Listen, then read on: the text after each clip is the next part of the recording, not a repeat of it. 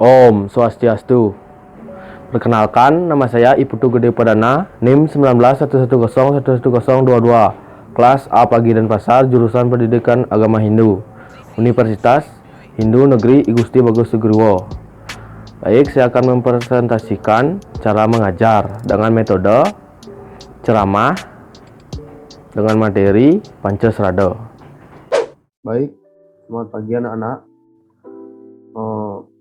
Semoga kalian dalam keadaan sehat, sentosa. Baik, Bapak akan memulai pelajaran hari ini. Sebelum kita mulai pelajaran hari ini, marilah kita mengaturkan penganjali umat terlebih dahulu. Om Swastiastu. Bapak akan membawakan materi Pancasrada. Tolong anak-anak dengarkan dan simak materi yang Bapak berikan ini dengan baik. Baik, selanjutnya Bapak akan membawakan materi Pancasrada. Pancasrada. Om Swastiastu. Beragama adalah salah satu bentuk keyakinan kita terhadap Tuhan Yang Maha Esa. Dalam agama Hindu, kita juga mengenal adanya keyakinan yang dimuat dalam 5 keyakinan untuk mencapai tujuan hidup yang disebut dengan Pancasrada. Dalam pengertiannya, Pancasrada terdiri dari 2 kata, yaitu Panca yang artinya 5 dan Srada yang artinya keyakinan. Jadi Pancasrada artinya 5 keyakinan yang dimiliki oleh umat Hindu. Kelima keyakinan tersebut adalah kepercayaan dengan adanya Tuhan. Kepercayaan dengan adanya Tuhan, adanya Atman, percaya dengan adanya karma pala, percaya dengan adanya punarbawa, dan percaya dengan adanya moksa. Cadaya Satyam Apnopi. Cadam Sati Prajapatih, yang artinya dengan Srada orang akan mencapai Tuhan. Beliau menetapkan dengan Srada menuju Satya. Baik, selanjutnya agama Hindu atau Hinduisme berasal dari bahasa Sanskerta, agama yang begitu dominan di wilayah Asia Selatan, terlebih di negara Nepal dan India. Agama menawarkan adanya kewajiban abadi atau kekal yang harus dilakukan oleh semua umat tanpa memandang sekta, kasta, maupun strata. Kewajiban ini termasuk kesucian, pengendalian diri, dan kejujuran. Baik, selanjutnya umat Hindu berpegangan teguh pada dasar keyakinan dalam menjalankan agamanya. Dasar inilah yang selanjutnya menjadi sebuah umat beragama Hindu percaya dan sangat meyakinkan keberadaan Tuhan atau Sang Yang Widi Wasa tersebut. Dasar keyakinan ini terdiri dari 5 aspek yang disebut dengan Pancasrada begitu. Sampai sekian, apakah anak-anak sudah mengerti? Ya, baik, Bapak akan lanjutkan.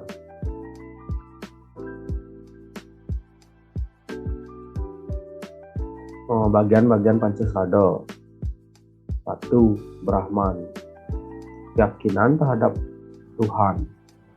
Dalam menguasai alam semesta, Tuhan Yang Maha Esa dikenal dalam berbagai manifestasi sesuai fungsi dan kemanusiaan, kemahakuasaan dalam nama Dewa. Dalam kitab Upanishad bab 4 2.1 disebutkan Ekam Sap Wipra Bahuda Wadanti Agni Yamam Matariswanam.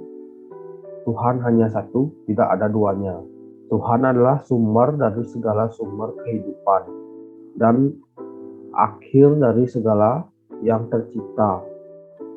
Tuhan itu dijelaskan dalam sloka yang berbunyi Ekam Eva Adhivityam Brahman artinya Tuhan hanya satu, tidak ada yang kedua.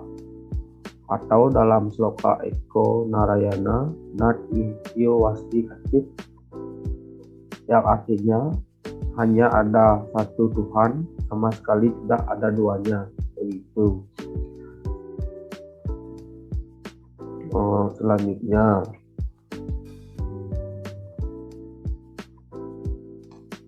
Tuhan itu hanya ada satu dengan beberapa sifat yang disebutkan Tripurusa. Tripurusa terdiri dari 3 bagian, yaitu pertama, Paramasiwa, artinya Tuhan tidak bisa diwujudkan, tidak bisa dibayangkan, murni, nirguna, Brahman, begitu. Kedua, Sadasiwa, artinya Tuhan yang imanen, sarguna, Brahman. Disinilah Tuhan memiliki sifat Jadu Sakti dan Astaiswarya. Itu 3 sifat Tuhan Jadu Sakti meliputi Wibu Sakti, artinya Tuhan bersifat Mahada. Prabu Sakti artinya Tuhan bersifat Maha Kuasa. Yanano Sakti artinya Tuhan bersifat Maha Tahu, begitu. Kriya Sakti artinya Tuhan bersifat Maha Karya. Selain itu ada juga Astawarya yang terdiri dari anima, artinya sekecil-kecil bahkan lebih kecil dari atom. Laghima artinya ringan, lebih ringan dari udara. Mahima artinya maha besar, memenuhi ruang. Prapti artinya sebesar sukses, dapat mencapai segala apa yang dikehendaki. Prakamya artinya segala keinginan dapat tercapai. Waistawa artinya maha kuasa dan mengatasi segala-segalanya, dan Yatra Kamawasitwa artinya segala kehendak Tuhan tidak dapat ditentang oleh siapapun. Swatman artinya Tuhan ada dalam makhluk hidup, begitu. Apakah anak-anak sudah mengerti sampai di sana? Ya, baik, Bapak lanjutkan. 2. Atman, keyakinan terhadap Atman.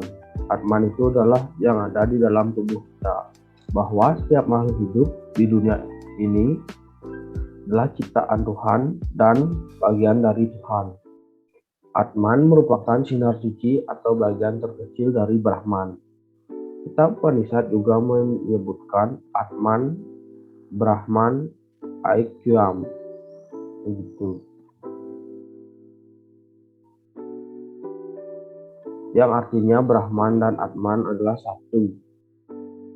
Dalam kitab Bhagawan Gita dijelaskan berbagai sifat-sifat Atman, antara lainnya Acedya, yang artinya tidak terlukai oleh senjata. Adahya, yang artinya tidak terbakari oleh api. Akreda, yang artinya tidak terkeringkan oleh angin. Acesya, yang artinya tidak terbasahi oleh air. Nitya, yang artinya kekal abadi. Sawagata, yang artinya berada di mana-mana. Santanu, yang artinya tidak berpindah-pindah. Acala, yang artinya tidak bergerak. Tanah, yang artinya selalu sama. Awiyakta, yang artinya tidak dilahirkan. Acintya, yang artinya tidak terpikirkan. Awikara, yang artinya tidak berubah. Dan sempurna, tidak laki-laki maupun perempuan. Selanjutnya,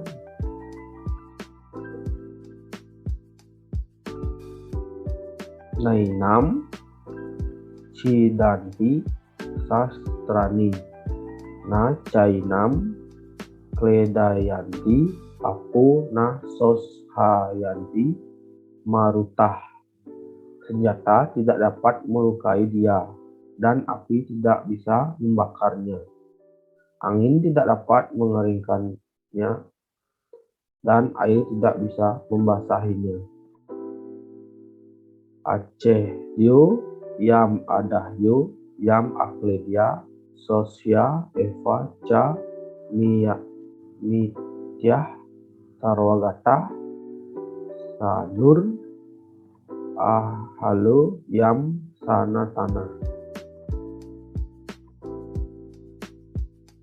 Ia tidak dapat dilukai, dibakar, juga tidak dikeringkan dan dibasahi. Ia adalah abadi, tidak berubah, tidak bergerak, tetap selama-lamanya. Begitu. Ayaktu Yam Acintyo Yam Awikaryo Yam Uhyati Tasmed Ewam Widyatasi Nam Na Nausitum Arhasi. Ia dikatakan tidak termanifestasikan. Ia tidak dapat dipikirkan, tidak berubah-ubah, dan mengetahui hal demikian engkau hendaknya jangan berduka. Begitu. Selanjutnya, Atman tidak dapat menjadi subjek atau objek dan tindakan. Atman tidak terpengaruhi oleh perubahan-perubahan yang dijalankan maupun dialami pikiran, hidup, dan jasad atau badan jasmani. Jasmani bisa berubah, lahir, mati, datang, dan pergi. Namun Atman tetap langgeng untuk selamanya, karena Atman tersebut tidak bisa mati. Begitu anak-anak. Selanjutnya ada 4 jalan menemukan Atman. Untuk menemukan Atman yang tersembunyi di dalam diri manusia harus melakukan yoga. Jika telah menemukan dan bersatu dengan Atman, maka barulah manusia mencapai kebahagiaan sempurna. Keempat jalan tersebut dimulai dari beberapa petunjuk penting mengenai kesusilaan, karena tujuan akhir dari masing-masing jalan adalah untuk menjernihkan permukaan dari kita agar dapat terlihat unsur kelahian yang di bawahnya. Maka tentu saja pribadi itu harus dibersihkan dari kotoran moral yang besar. Orang yang ingin melakukan yoga harus memulai kebiasaan serta praktek hidup yang bermoral, sopan, santun, begitu anak.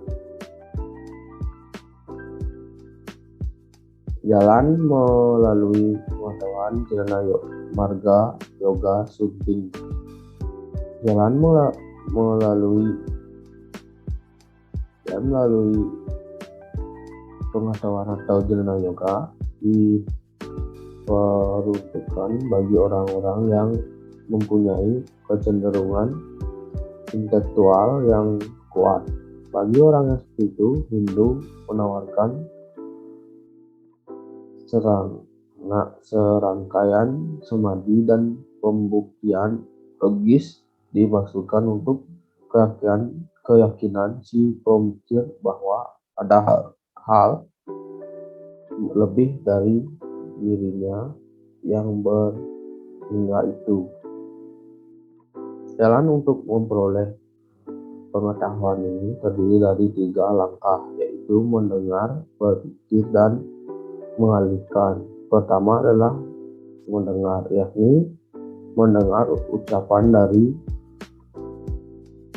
orang-orang bijaksana dan kitab-kitab suci. Tujuan agar orang bersangkutan berkenan dengan hipotensi pokok bahwa di pusat jati dirinya terdapat sumber kehidupan yang tak berhingga yang tidak dapat dipadamkan. Langkah kedua adalah berpikir, yaitu Atman yang tadinya berupa konsep kosong diubah menjadi kenyataan.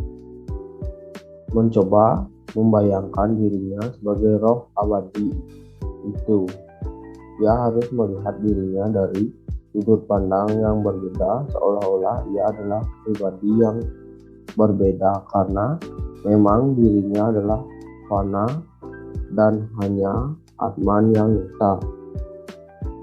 Selanjutnya, jalan melalui cinta.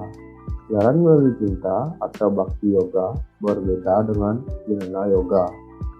Yoga gambaran tentang Tuhan bagaikan suatu samudera yang berhingga dan berada di dasar diri kita. Tujuan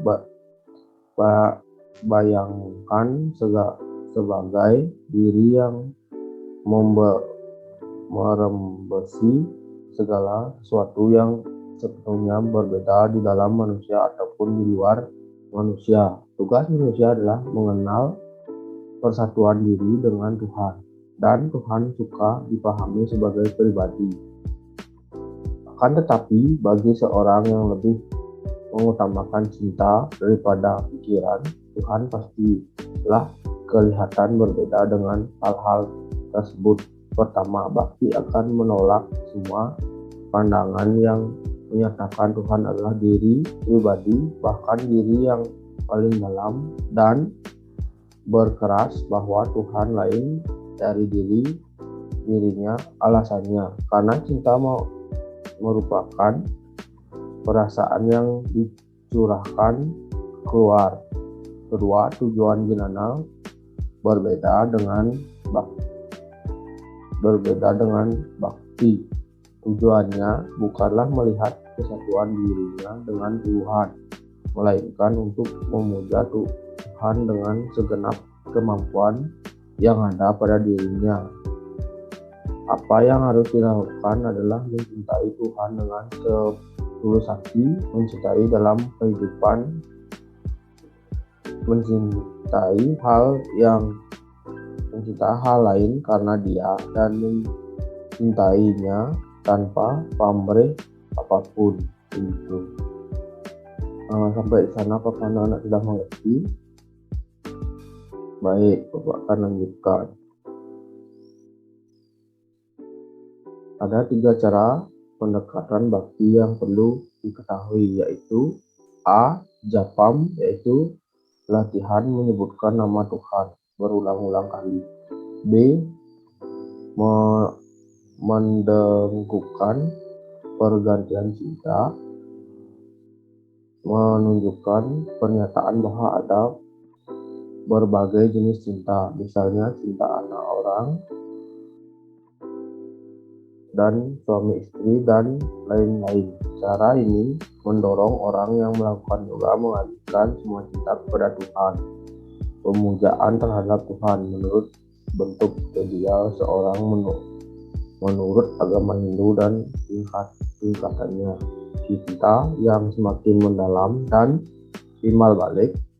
Tahap pertama adalah sikap mereka yang dilindungi terhadap si pelindung. Tahap kedua adalah tahap persahabatan di mana Tuhan dipandang sebagai teman, bahkan teman sepermainan.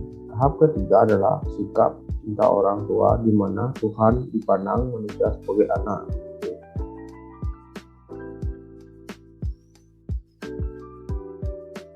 Jalan melalui kerja. Jalan melalui kerja yaitu karma yoga ditujukan secara khusus bagi orang yang berwatak aktif. Kerja adalah pokok kehidupan manusia. Dorong bekerja bukanlah motivasi ekonomis, melainkan motivasi psikologis. Manusia akan merasa gelisah atau kehilangan semangat saat tidak bekerja. Jalan ini ditunjukkan secara khusus bagi orang yang berotak aktif begitu. Jalan ini menggunakan kerja sebagai sarana untuk menuju Tuhan.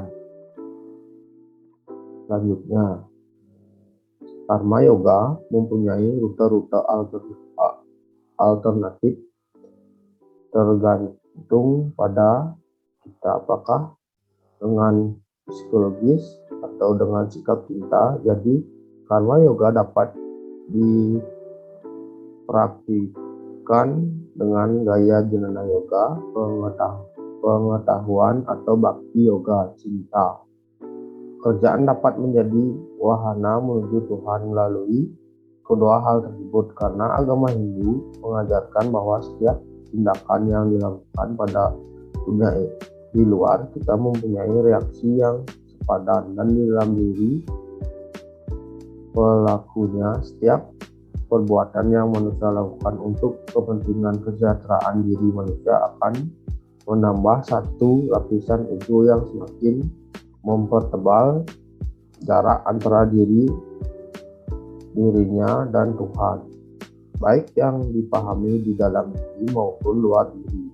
Demikian pula setiap tindakan yang dilakukan tanpa mengingat kepentingan diri sendiri akan mengurangi hambatan untuk mencapai Atman di dalam diri, hingga akhirnya tidak ada hambatan yang menggaburkan hubungan seseorang dengan Tuhan. Itu anak-anak yang baik. Bapak lanjutkan. Seorang yang menganut jalan Karma Yoga akan berusaha melakukan setiap hal dihadapinya seakan-akan hal itu merupakan satu-satunya tugas yang harus dikerjakan. Ia akan berusaha memusatkan perhatiannya secara utuh dan mantap terhadap setiap tugas, dengan menjauhkan segala bentuk ketidaksabaran, kegembiraan, ataupun usaha yang sia-sia untuk melakukan atau mengingat berbagai hal lainnya.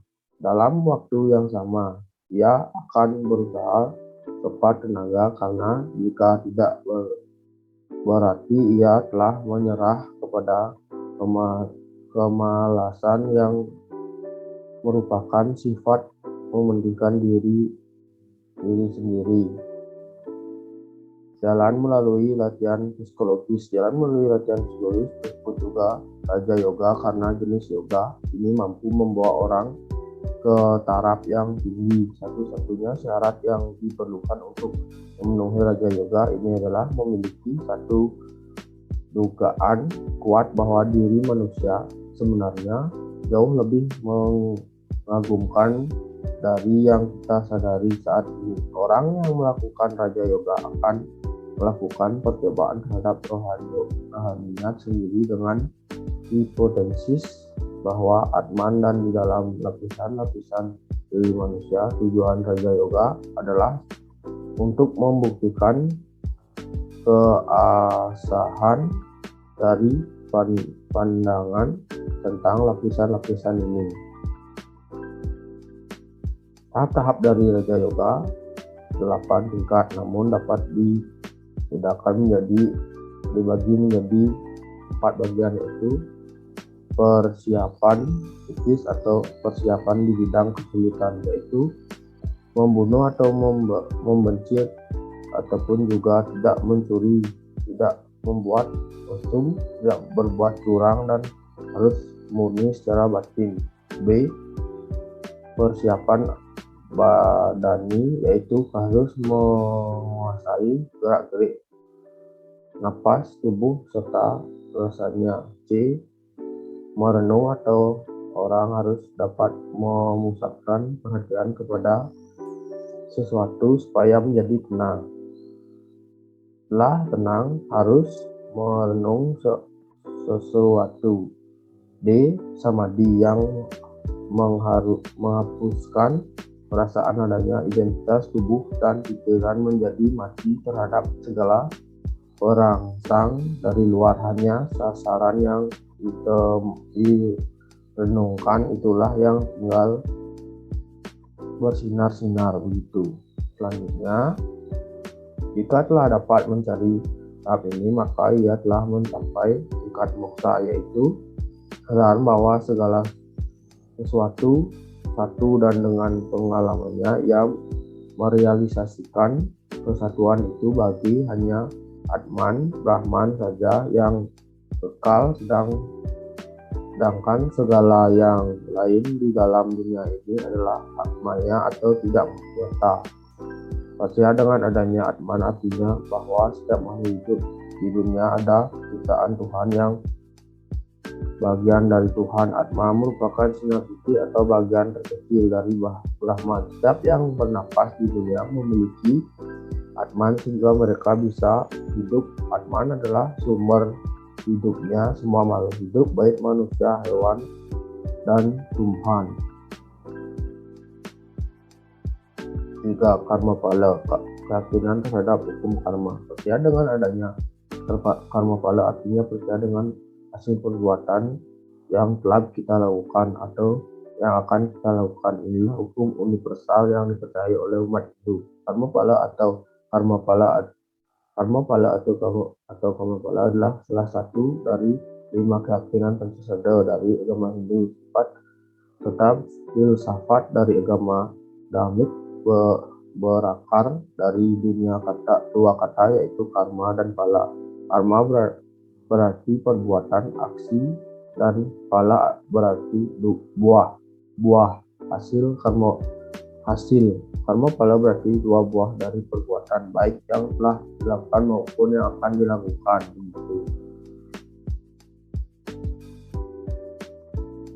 Apapun yang kita perbuat sendiri, itulah hasil yang akan kita terima. Yang menerima adanya berbuat dan efeknya kepada orang lain. Karma pala adalah sebuah hukum kausalitas bahwa setiap perbuatan akan mendatangkan hasil dalam konsep Hindu. Jadi, adapun perbuatan kita saat ini baik ataupun buruk, pasti akan karma palanya, baik itu kita terima saat ini maupun kehidupan kita selanjutnya. Tidak salah jika kita melihat kehidupan seorang yang sangat sukses ataupun bahagia, mungkin saja sangat baik di kehidupannya yang dahulu. Begitu sebaliknya, maka dari itu berbuatlah baik sebanyak mungkin agar dapat memetik buah karma yang baik di kehidupan selanjutnya.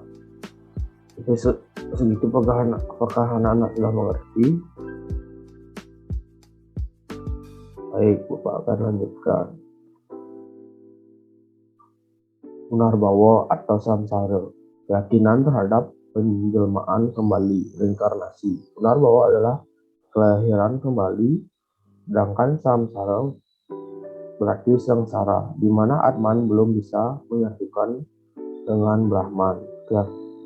Dikarenakan karma atau perbuatan sang Atman masih kurang dari ajaran kebenaran Dharma. Artinya punarbawa dalam ajaran agama Hindu, kata punar berasal dari bahasa Sanskerta yaitu punar artinya lagi, sedangkan Bawa artinya menjelma. Maka dengan demikian punarbawa berarti kelahiran berulang-ulang ke dunia disebabkan oleh karma wasana dari suatu kehidupan yang lain sebelum seorang mengetahui hakikat sang dirinya yang sejati. Selanjutnya, mengenai punarbawa, maka menukanlah bunyi sloka di bawah ini. Sri Bhagawan Uvaca, Bahuni menghatitani Janakmani Tapaca Arjuna Tanya Avam Weda Sarvani Na Tam Pita Param Tapa. Artinya banyak kehidupan yang ku telah jalani dan demikian pula engkau Arjuna. Semua kelahiran itu ketahui, tetap engkau tidak dapat mengetahui Arjuna Arjuna. Selanjutnya,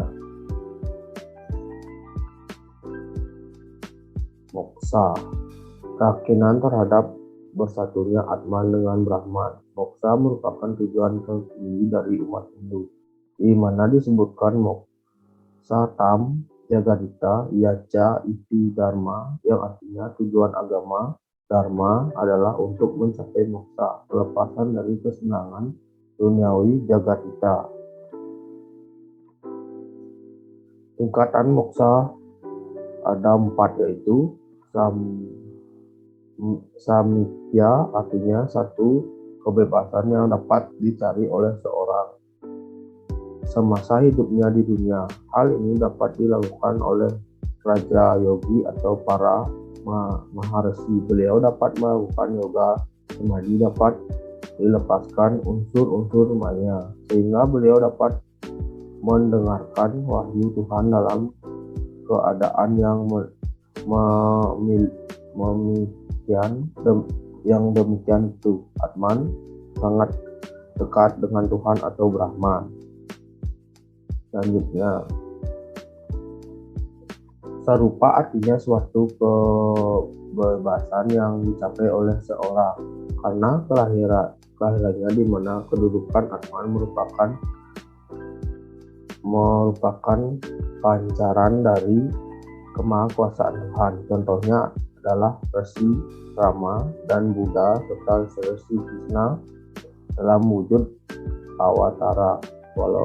Walaupun Atman telah mengambil suatu perwujudan tertentu, namun dia tidak terikat oleh segala sesuatu yang ada di dunia ini. Saloknya arti suatu kebebasan yang dicapai oleh Atman, di mana Atman tersebut telah berada dalam posisi dan kesadaran yang sama dengan Tuhan. Dalam keadaan seperti ini dapat dikatakan Atman telah mencapai tingkatan dewa yang merupakan manifestasi dari Tuhan itu sendiri. Sayuja artinya suatu tingkatan kebebasan yang tertinggi, di mana Atman sudah dapat bersatu dengan Brahman ataupun Tuhan yang Maha Esa. Dalam keadaan seperti ini disebut dalam sloka Brahman Atman Aikam, yang artinya Atman dan Brahman sesungguhnya tunggal. Begitu.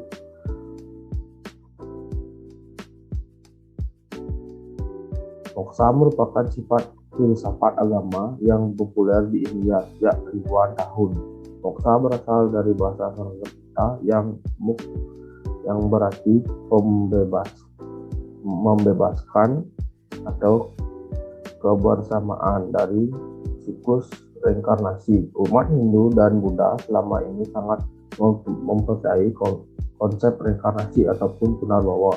Konsep ini juga erat kaitannya dengan konsep karma pala atau kelahiran kembali, sangat tergantung pada bagian seseorang menjadi kehidupan sebelumnya. Jika seorang perilaku dan berkarma baik, maka ia akan lahir dengan kondisi baik di kehidupan berikutnya. Jika seorang berperilaku buruk pada kehidupan sebelumnya, maka akan dipertanggungjawabkan pada kehidupan berikutnya. Sementara moksa merupakan pencapaian tertinggi bagian seorang tidak lagi menjadi reinkarnasi ataupun kehidupan berulang. Atman atau jiwatman dari seorang yang mencapai moksa dianggap telah menyatu dengan Brahman atau Tuhan yang Maha Esa. Itu anak-anak, kiranya anak-anak sudah mengerti. Sekian pemaparan materi yang Bapak berikan, semoga bermanfaat untuk anak-anak semua. Pelajaran hari ini Bapak tutup. Jika ada kesalahan kata, mohon dimaafkan. Bapak tutup dengan nama Santi. Om Santi Santi Santi Om. Semua. Kelebihan dalam menggunakan metode ceramah ini, guru sangat mudah dalam mengajar karena guru sangat sedikit mengeluarkan alat-alat untuk memberikan pelajaran tersebut, dan mahasiswa sangat tidak susah untuk mengeluarkan alat-alat tulis dalam pembelajaran tersebut. Kekurangan dalam metode ceramah ini adalah siswa bisa saja tidak mendengarkan pada saat guru memberikan ceramah tersebut, dan siswa bisa jenuh pada saat guru memberikan ceramah. Cara menanggulanginya adalah guru harus memberikan perjanjian sebelum melakukan pelajaran tersebut, dan pada saat pelajaran dimulai, guru juga harus memberikan selang-seling pertanyaan dan memberikan yel pada saat pelajaran itu. Sekian pemaparan materi video pembelajaran yang saya berikan. Saya tutup dengan Ramo Santi. Om Santi Santi Santi Om.